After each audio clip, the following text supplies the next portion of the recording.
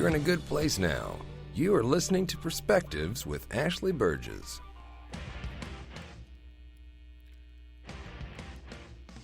Welcome back live to Live Your True Life Perspectives, and I'm your host, Ashley Burgess. Oh, this is a great show today. We got a great show today for everybody. You know, it's Father's Day weekend, and it's a good time. And I know that many of you have gotten your cards. You might not live nearby, or you might, and you've gotten your Father's Day cards. And it's funny. It's funny how I don't understand it. It's almost like every other year I get the card like 2 weeks beforehand, and I feel really happy about that. And then I fill out the card, and I fill out the front of the envelope, and then guess what? Yeah, I have no stamps, and usually that's how it goes. And then you wait till Thursday, and you finally send it out, and then your card goes there and gets there about Tuesday, Wednesday the next week, and you're trying to convince the fact that you actually did think about Father's Day, and it was on your mind. Anyway, we'll see what the United States Postal Service does to help me out this year. And again, I was running late. However, I really did think about my dad, and I thought about how important it is to reach out to my dad. And I think that some of you listening today have had a really good connection with your father. I'm sure that, your relationship with your dad was very important. Some of you might have had more tumultuous relationships with your father. Some of you might have had fathers that were kind of absentee. Some of you might be fathers right now, been fathers. Some of you might have followed in your father's footsteps, being a father to your children. Some of you may have done the opposite of what your fathers did, and you decided that you were going to be that dad that was going to be there no matter what. The one thing that I have realized, and I think you understand, is that we see a lot of films out about how someone treats their children wrong and they treat them poorly. And we see what usually happens to those children. Now, that's not always the case. Sometimes, even in the worst of situations, people make changes and do what they see as right, even in the worst of scenarios. But a lot of times when children are surrounded by parents who are not being the best they can as a parent and helping their child, we see where some of the breakdown happens. We see where children suffer, and we see where that directly relates to the future of their life. I find that parenting is such a big deal, and as many of you know, probably because you've listened to my show for a number of years, I don't have any children, and I think that, and I love children, but I think that having a child is one of the most important things you can possibly do, and it can't be taken lightly. It's got to be something that's taken it's got to be very important. It's got to be done with understanding and respect, and it's got to be something that's done properly. And many of you might be listening to the show and say, hey, my dad was always there for you. Many of you might say, hey, my dad wasn't really there for you. Some of you might have said, hey, my dad was there. He did his best. He had to work to take care of the home. He had to work to take care of the family. And so I didn't get to see him a lot. And so joining me later in the hour is Hal Price. Hal is just wrote the book, The Bear Essentials. And The Bear Essentials and Eli Bear Stories. And it's really, it's just a great book. And I think it really speaks to adults and children alike. And it's very important because I think that it's so important to be a parent. And the importance of the time with your children does not need to be taken for granted, and it needs to be looked at not as like a job, but as an important responsibility. And I think that this is something that we're going to be talking about here later in the hour. We're going to be talking about fathers and their impact on the children, and then also how I believe that parents need to take a leadership role with their kids. We need to have a leadership role when we take this with our kids. And the biggest thing too is that, whatever we basically say to children, like, they regurgitate it, right? And it's interesting, and that part of it is fascinating. And I remember, as a child, my parents were like these giants, and you look up to these giants and you go, God, and they're like your world. And so when a parent does the right thing and steps up to the plate and does what they need to for their kid, no matter what their past is, no matter how they were raised, it's pretty powerful stuff. And I think that's what's so neat about it, is that we're going to be talking about that. I want to also focus on one of the biggest, most important things to me is finding unconditional love for yourself and being able to see value in yourself. And I think that nowadays more than ever, it's so important. And it's so hard to stay true to yourself. It can be so challenging because there's so much media, telling you what to believe, what to think. There's so many people telling you what to wear, what to eat, what to drink. There's so much stuff on the news. There's so much stuff trying to fit in. I remember growing up, and in elementary school and middle school and high school, and all you wanted to do was fit in. You didn't want to do anything else but fit in. You didn't want to be the person that rocks the boat. You didn't want to be that one that everybody was oh my gosh, what's she doing now? You wanted to be the one that fit in. And we want to fit in so bad. And many of us adults want to fit in so bad. We want to do what everybody thinks we should be doing. We want to define ourselves the way that we feel like everybody wants us defined. And we find that value because we haven't found that internal value inside ourselves.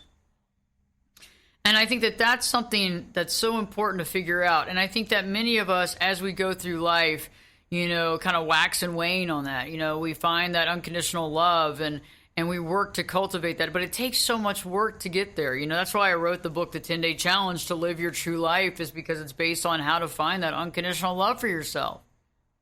And it begins with standing up for yourself, and it begins with figuring out who you are and understanding and defining yourself and figuring out what that means, and then your values, your morals, your ethics, your beliefs, and then figuring out the boundaries, and then kind of basically every single day needing to take accountability on who you are and who you say you are and who you are. And sometimes that can be so challenging in this world because sometimes we don't feel like we're good enough, that we're valuable enough, that we bring enough to the table, and we feel like we got to be somebody else, or we got to have something, or we got to put on this mask, or we got to do this to be accepted and loved by other people. I think a lot of us were raised with a bill of goods that we weren't good enough, that something was wrong with us. We were raised believing that we weren't pretty enough or not handsome enough, or we were raised to believe we were not smart enough or fast enough or unique enough. And I find that interesting because I feel that all of us are, but we can be told something and believe it for all of our lives until we let it go. I've been watching a show on Netflix, and I don't watch a lot of stuff, right? You don't ever hear me talking about watching a lot of stuff, but I've been watching The Umbrella Academy on Netflix. And it's interesting how all these kids had powers, superpowers, right? And then one supposedly didn't. But we find out that one actually does. And that she was given medication her whole life to offset that so that she seemed regular, normal, not interesting.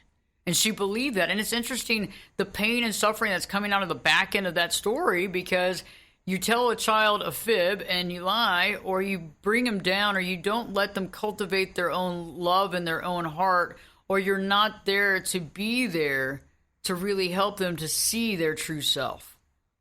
And I think that's a commitment that we have to have. That's a commitment we all have to have when we have children. No matter how they can get on your nerves, they're definitely not angels. But at the same time, understanding the value that is. And I think it's a great time right now to really pause and think about the ways that dads can make a difference in the lives of their children. And I think that, fathers, mothers, you can instill a sense of self. You can help them, to understand the world around them. And it's interesting because even research shows that fathers' positive engagement can improve a children's overall well-being, even if they don't live full-time with the child. And I found that a lot of times, it gets hard because things get in the way, like work and providing what you think you need to do. And it's hard, and you see TV and you see all this stuff, and you're trying to keep up with the Joneses, and you're trying to do this, and trying to make ends meet, and it's hard, and you get tired, you get frustrated. And sometimes, with technology, we forget. We get on that phone, God bless us, and we just go on, and we're looking at Facebook or Instagram, or we're on LinkedIn, or we're on, the internet looking up something, and we forget we don't engage with our kids. We get out of there and we don't engage. And that positive engagement helps a child to improve and understand who they are to positively impact their well-being. And that's what's so powerful. And I feel that nowadays the definition of father is evolving and changing, because I think that many of you listening might have not have had the best experience in the world with your father. Some of you might have, and you might have been extremely lucky. But I think a lot of times, more than not, many people haven't had that experience. And so when they have children, they're trying, I'm going to do the opposite of what my dad did. I'm going to do everything right. I'm going to do this. I'm going to do that. I'm going to be there for my kids. I'm going to go to every game. I'm going to be there for everything. And I don't know if it's all quantity. I don't know if it's about going to every game. I don't know if it's about reading a book at night every single night. I think it's about finding that time and finding the quality time and being able to use that time and really be present in the moment, in a mindful moment, to be able to help your child to really step into that role of being eventually an adult and having their own children. But I think it's about quality time. And it's about setting some of that time on the side to have that quality time, to do what you have to do, to love what you love doing, and to really impact that child. And I think nowadays, more than anything, this world is tough, it's challenging, and we need support systems more than ever.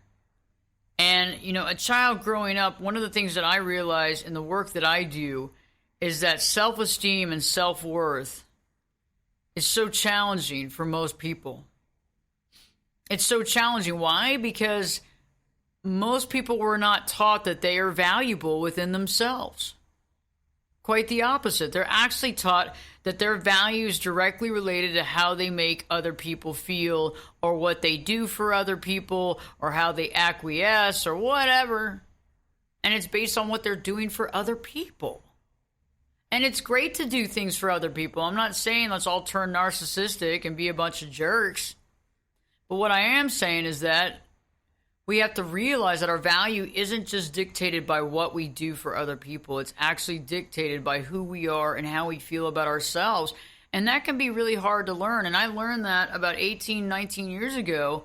But every day I have to remind myself of that. Every day. And you know, it's interesting because when we look at this, we need to realize that first and foremost, no matter what's happened in the past, you can reset right now. You know, if you're a father and things have been over your head, or you're trying to figure out what to do, or you don't know where to go because your dad wasn't there, now it's the time. You don't have to look at the past wrongs. You don't have to be guilty. Try not to be guilty, because what I found is that when we screw up, we don't want to just wallow in guilt. We need to actually have a plan. Activate that plan, use that plan, and do it. So if you're a dad and you're ready to jump in and you're listening to this show, get some tips and tricks today. And you know, Hal's going to offer some real sage advice as well. Okay? And this is going to help. We can start right now. Start anew. Okay? This is powerful stuff. It's a clean slate. Come on. Father's Day is tomorrow. It might as well. Let's just start again and learn some stuff, do some stuff, and start growing with your kiddo, okay? Live Your True Life Perspectives with me, Ashley Burgess. We'll be talking more. Hal will be joining us in just a few seconds. Don't turn it off. We'll be back this time. You know it. We'll be back to shakes.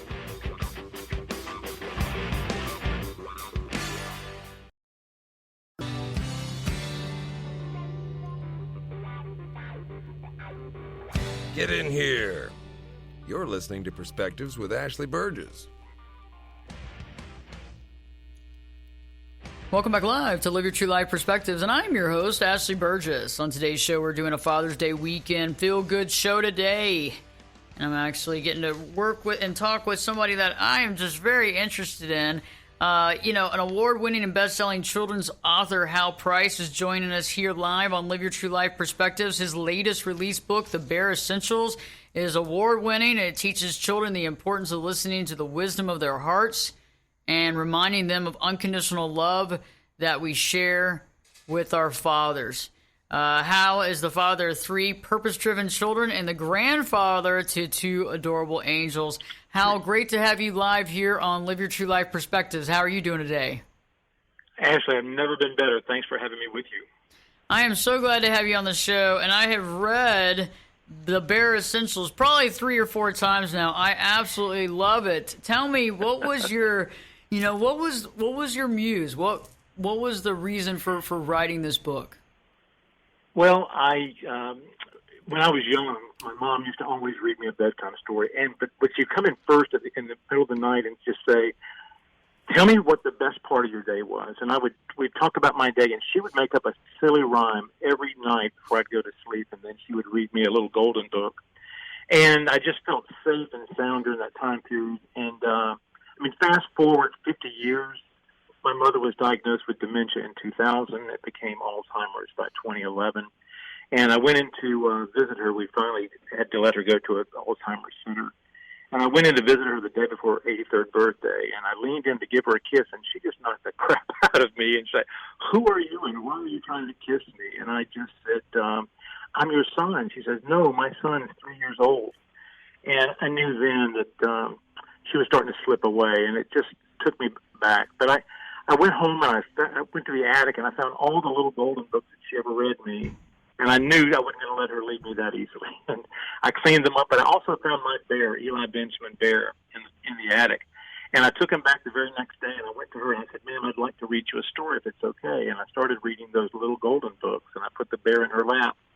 And she began to mouth the words to every story she ever read me. So in that moment, I knew that bond of bedtime stories and just nurturing each other and that quality time that you were talking about earlier in your show is so critical for all of us, not just with parents, but with grandparents and with friends and everything. And that memory stayed with me. So when I retired from pushing my life a little too hard, I was not living my true life, I should say. And I just got caught up in a system that was swallowing me up, and I had forgotten who I was, what my gift was, and had been using it in the wrong way. I moved to California back in 2014 and decided to start writing from my heart. And that book was, these little words started coming back to me, both from my mother from the other side and just from my own higher consciousness, that just said, "Remember who you are. You have a gift that you're meant to bring into the world, and you need to bring it now. The world needs your words to let people remember how to listen to their hearts and remember how special they are." I think that's so true. I mean, Hal, I have so many questions to ask you because I really want us to get into, when we return, talking more about, Yep. the importance of being there with your kids. And I know that you have children and how important that was to you, right? I mean, and that's something that you also want to share in this book. Well, the book brought out in me a moment with my youngest son who had won something at school, and I ran the sports marketing department for the Coca-Cola company for years, and I was gone so much at the time. And one day, when I was getting ready to leave, he said, "Dad, are you not going to come to my event?" And I'm like, "I can't. I've got a big job to do today somewhere in another city." He said, "Dad, if I had your job, I'd quit." And that just stuck with me. And so I put that line in the book to talk about the decisions the parents and children have to make and understand how we work in the world. So I just wanted to share that with you. And my kids inspired that. That's so awesome. Hal's going to be with us throughout the whole show, so stay tuned. We got a lot to talk about. We got some good stuff, guys, and so it's time. So if y'all are a dad, you have kids. If you don't have kids, you're just thinking about your dad, this is a great show to listen to. Live Your True Life Perspectives will be back this time. We'll be back in 2 shakes.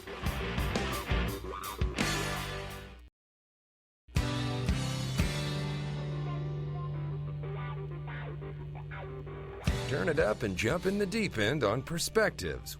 Now, here's Ashley. Welcome back live to Live Your True Life Perspectives, and I'm your host, Ashley Burgess. On today's show, we're talking about the importance of fathers. It's Father's Day weekend, and it's really important. And joining me here live on Live Your True Life Perspectives is Hal Price. Hal is the author of Bare Essentials, and he didn't start being a children's book author, okay? It's not like he did this his whole life. He was marketing and branding executive for 2 Fortune 100 companies, his own branding agency for professional athletes, including like Jeff Gordon. And then eventually one day he decided to make some changes. And he started realizing what he valued. And Hal, I'm so glad to have you on the show. We were talking on the phone the other day, and it was interesting. And you were telling me, the importance of the time at night with your children. And how that importance at night, how you can make the child feel safe and comfortable and secure, and how important that is. Absolutely. As I started writing these books and remembering my mother, and the books are a tribute to my mother, but also a gift from me to my grandchildren and great-grandchildren long beyond me. But as I started to research this, Ashley, I realized that with the advent of handheld devices and two working home parents or just one parent or grandparents raising their children, bedtime stories are slowly dying. They've been decreasing by 30% every year for the last 10 or 12 years. And it's rare now that you find both parents can sit down, spend some time with their children, tell them how special they are, and actually read them a story that they can engage the child in, talk about the book that they're reviewing with them, hook them in and let them know. I think it has a lot to do with the lack of empathy and compassion that kids have now because they don't feel safe. So I call myself the bedtime story guy because I'm trying to revive bedtime stories. There are a lot of great stories about for children now, and especially more mindful books. I wrote both one mindfulness award for 2018 for just conscious writing to alert kids to who they are, how special they are, and how to live life from their hearts.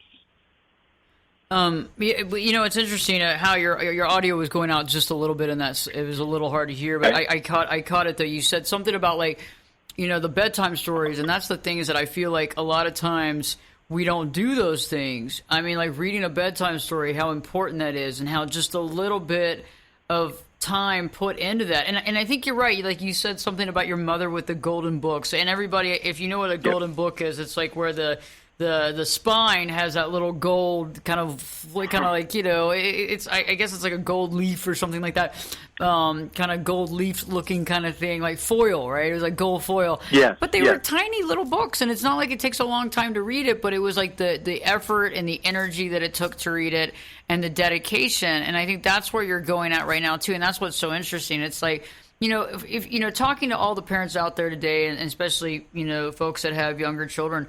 I mean, what are some ideas that you want to share with them about maybe this isn't something they've been doing, maybe this wasn't something that their parents did. What is some advice for them to get them kind of in the groove to doing that and kind of the reason behind it? Well, first, I think it's kind of cool that parents can go back and say, when I was your age, this is a book that I used to love to listen to every night. And to create that bond to say, I'm just like you. You're going to go through the same things that I did, and let's just talk about the importance of just having a ritual that connects us, whether it's just camping or fishing or reading a story or whatever it is. It's that quality time that you're talking about where all of a sudden you just feel this deeper connection, which allows you to open up, to be able to share your heart, share your feelings, share your fears, and to even have parents talk about some of their own fears when they were that age. To just say, when I was your age, I used to look under the bed every night before I go to sleep to make sure I was going to be okay. And my mom and dad would come in and tell me, it's okay. We pull everything out. So just those little rituals that helps connect the family, connects the children, connect their hearts, and connect memories. And like I said, that memory of my mother reading those little golden books to me was what brought her back to me to let me know that she was inside that body that didn't remember who she was. I feel that it's interesting. It's like nowadays, and I think because of all the noise and all the media and the phone, for God's sakes, I realized yesterday that I think, I'm not a full-on addict, but, I'm close on that phone addiction. You know what I mean? Like, I got a phone addiction. I'm creeping up on maybe I'm not at the facility level yet, okay? But, I've realized that a lot of us are addicted to these, and we get on them, and we don't think about it, and you get lost, and next thing you know, you're 45 minutes in, you get home late at night, you're 45 minutes in, you're eating, you're on the phone, and it's almost like a divider between, the kids and yourself. What I love about the COVID-19, is that it gave everybody an opportunity to put the world on pause, to reclaim themselves, reunite with their families, and learn who their neighbors are. We did a program here in the community here in Carpinteria where I hid bears in the community, so when families would go for a walk, they could find a bear and just take it home for a hug, so there was something safe they could hug. in my own little neighborhood, we put the bears in the window with one word, and everybody had a different word. And the people walking had to write down the address, write down the word, and they would turn it in every Sunday night while they walked the community with their families. And every Sunday night we'd have a drawing to give away a bear and a book to my neighbors. And it was just a great way to I didn't know half the people in my neighborhood until that happened. Wow. That's so awesome. That's what bringing people together is. And that's even adding another layer of it, is that's something that's so important to me too, is knowing my neighbors. And I know that some of my neighbors don't necessarily want to hang out with me. But I do have some neighbors that we really enjoy each other, and that's something that's really important too, is creating that sense of security around you as well. Right. And I think that goes even further down the road as far as for kids to feel secure about that and also follow that lead in their own adult life. Well, and because of the noise that you're talking about, Ashley, how many people really know their children? Exactly. I mean, we're running in so many different directions, and it's just give us an opportunity to let them know who you are, what you care about, find out what they love, find out what their passions are, sit down and draw, color, use your imagination, tell stories, and talk about your own childhood so they have a piece of you always inside of them. And I love what you're saying too in the book. As you read through it, and I love the images. The illustrations are so amazing, and there's one part that I really think is great. I mean, I love the whole book, but there's no one else like you, my child. You are stardust made from love. Appreciate the life you have, and thank your stars above. I promise you can change the world. Allow your feelings to be felt, and trust the wisdom of your heart to let you be yourself. Yeah. That's cool stuff. I tell you, I wrote that book as a mantra for children to just have, because for me, what was important, Ashley, was there was a cadence and a rhythm and a message and a heart that came through my mother every time she read me a story. And that's what bonded our memories.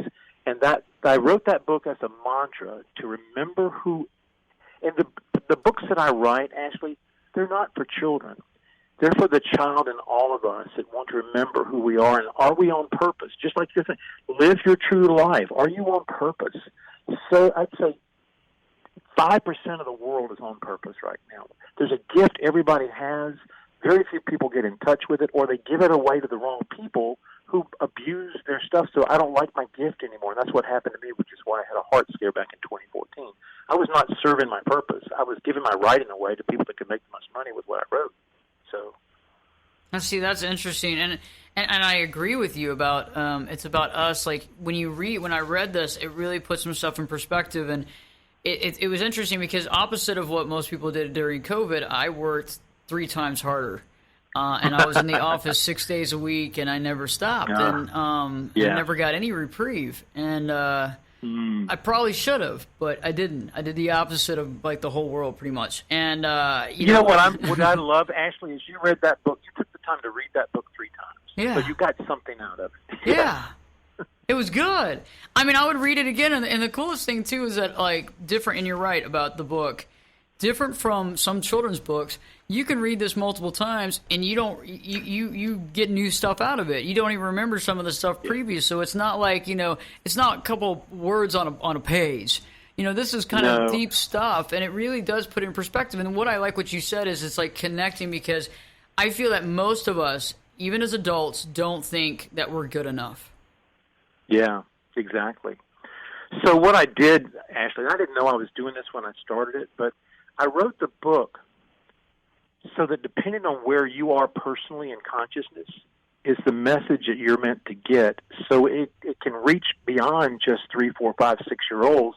It can touch the heart of a 70-year-old to remember something, or just to say, am I living my purpose?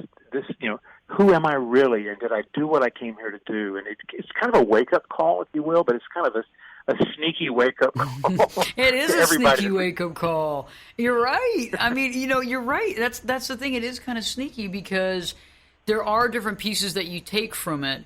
And some of you may feel, okay, my dad wasn't there, or I didn't get the children, I didn't get that experience, and now you're kind of getting that here. Some of you are getting reminders of what you did, and then some of this is reminding you of, wow, okay, you've gotten a little off target, you've gotten a little off center, you've changed or masked yourself because you felt like you had to do that, or you had to put a title on that wasn't true because you felt like nobody would respect you without it, or whatever it is that you think or you took this job even though you didn't want it, but it was a good job that everybody looked at you.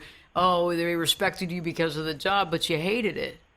And it's the like deadly combination for me, almost took my heart from me in 2014, was the need to achieve and the need to please. And if you can't achieve personally what your focus is in the world, why you're here, and achieve that for yourself, you've got to please you first to drive what your purpose and your destiny and your passion is, so that it wakes other people up to see, oh gosh, they're living their purpose. How wonderful is that? I want to do that. And I think the thing too is that sometimes because of social media, this is for all y'all adults out there and children and teenagers and young adults, we compare our lives to other people based on what we see presented in front of us by pictures, and that can be really hard to really refocus on what purpose really means for each person. Yes, right. Exactly. How do we do that then? How can you help somebody, whether you're an adult, how do you refocus that energy from, judging yourself to really refocusing that inward? Well, two things that I did, because I knew I wanted to work with children when I moved in towards retirement. One, I did a thing called the Passion Test. I became a Passion Test for kids and teens facilitator to help people find out, especially me first, what did I come here to do? And it's a wonderful program, and I also did a program that Deborah Poneman does. She's actually running a seminar this weekend called Yes to Success, the 5 Pillars of Your Ultimate Life. And they really drill down to help you find out who are you and why are you here and why are you wasting so much time. That's awesome. Yeah, why are you wasting time, and what are you wasting time on? Or what are you trying to do based on what you think you have to do? Exactly. Once you know what you're here to do, then you have to put your strategy together. But the beauty for me, and I know we're running into our segment here, but once I wrote the book, I've been marketing all my life, but I let go of the marketing. I let the book market itself, and I'll tell you in the next segment some of the magic that happened when I just turned the book loose and said, go do your job and I'll follow you. Wow, that's interesting. And I think that's interesting impact for everybody listening, on the show. And, one of the things that I really pride myself with Live Your True Life Perspectives is we always have people on here that know what they're talking about. They're experts in their field, but they really contribute something to society. They contribute something to us, to our heart, to our soul, to our minds, to our beings. And it's like, see, that's interesting because I think a lot of times we don't see it that way. How we see it. No. You don't. No. You see it the opposite. It's like you create this and then you freak out about it. And then you try to push it out there as much as you can. And so you basically said, hey, I created this. Now let's see what happens. Yeah, I knew I had my angels and my mom from above and a lot of other people saying, finally, you're doing what you... There was a gift that you were given. You've been sitting on it and using it the wrong way. Now, we're going to reward you by saying, we're going to line you up with people that are going to love what you're doing. And just let us know that. You don't have to do a heavy marketing campaign.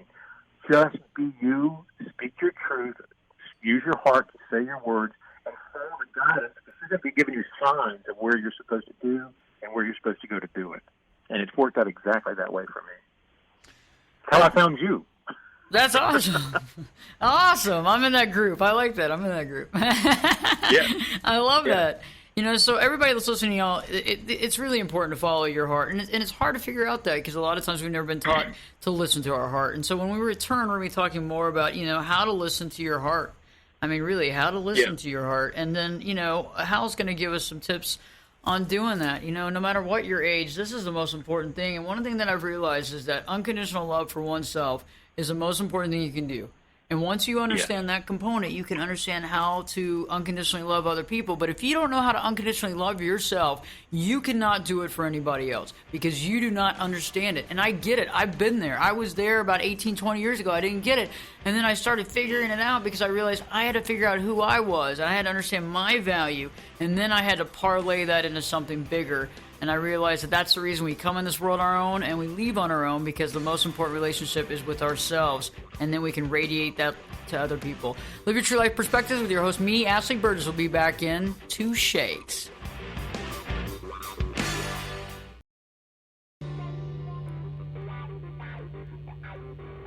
This is Jake Busey, and you're listening to Perspectives with Ashley Burgess.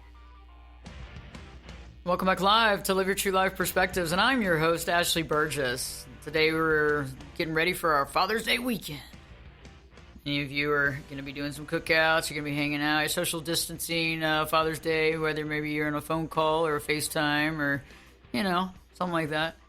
But, the importance of that is so powerful, and Hal Price is joining me here live on the radio. He's the author of best-selling children's book, The Bare Essentials, and it's really not a children's book, guys. It's for adults. It really has some meaning to me, and I've read it 3 times.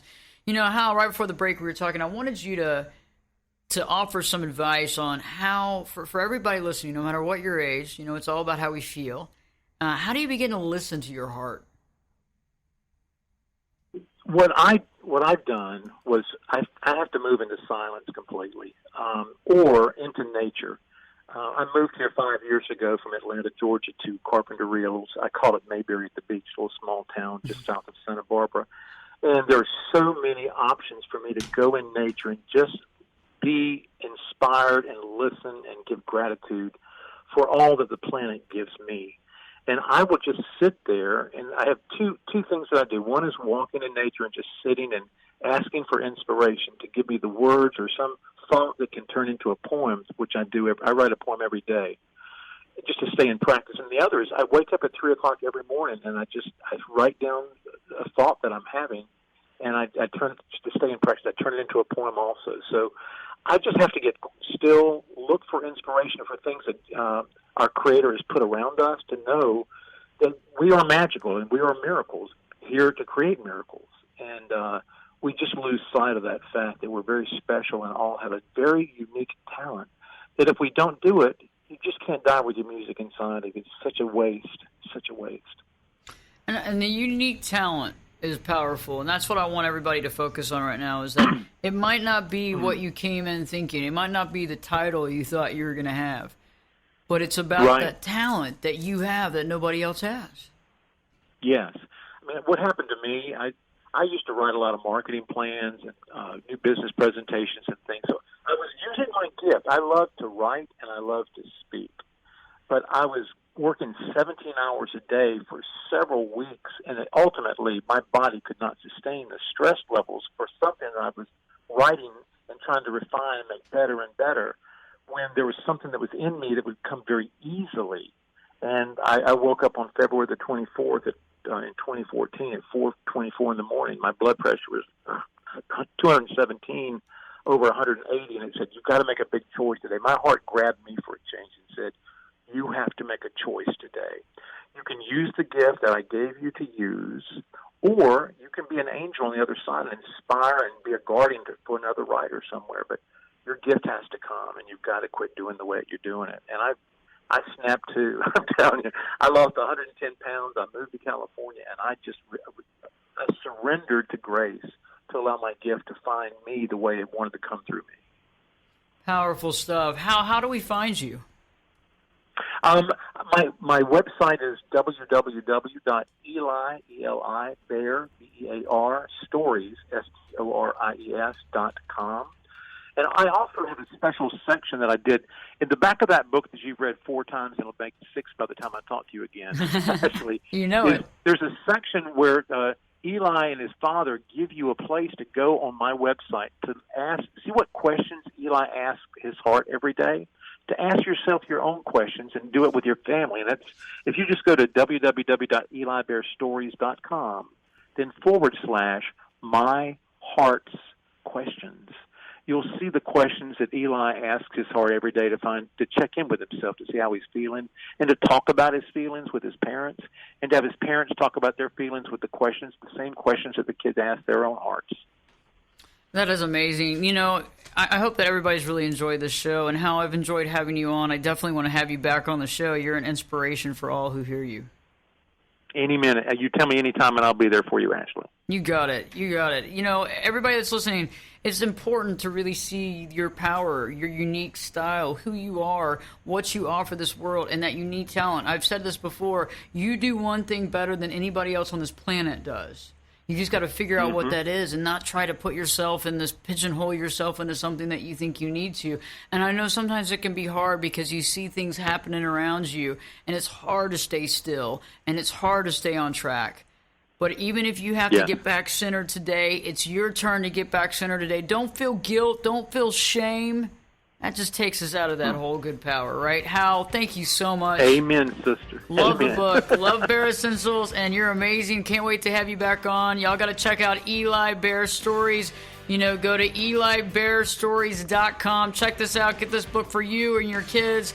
And you know it. We'll be back next week live. Live Your True Life Perspectives with your host, me, Ashley Burgess, will be back in. I'll be back this time. 3 shakes.